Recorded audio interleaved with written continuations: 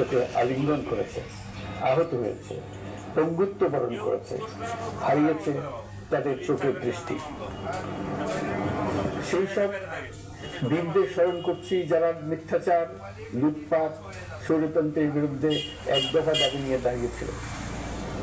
কৃতজ্ঞতা চিত্তে স্মরণ করছি আপনাদের ভাই বোনদের, আপনাদের সন্তানদের যারা এই বিপ্লবে অংশগ্রহণ করেছিল। প্রিয় দেশবাসী, আমি আগেও জানিয়েছি, আবারও জানাচ্ছি, গণ অভ্যুত্থানে সকল শহীদের পরিবারকে পুনর্বাসন করা হবে।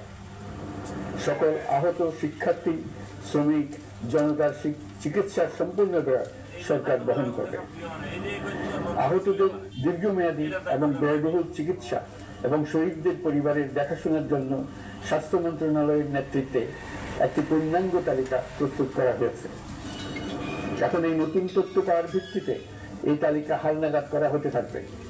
গণ অভ্যুত্থানের শহীদদের স্মৃতি ধরে রাখতে সরকার তার যাত্রা লগ্নে জুলাই গণহত্যা স্মৃতি ফাউন্ডেশন নামে একটি ফাউন্ডেশন প্রতিষ্ঠার উদ্যোগ নেয়।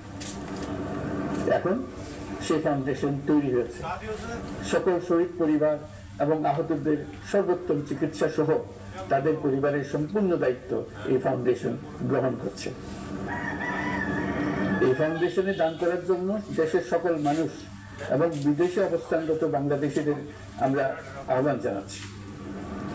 গত মাসে কুমিল্লা, নোয়াখালী, সিলেট অঞ্চলে আকস্মিক বন্যা এসব এলাকার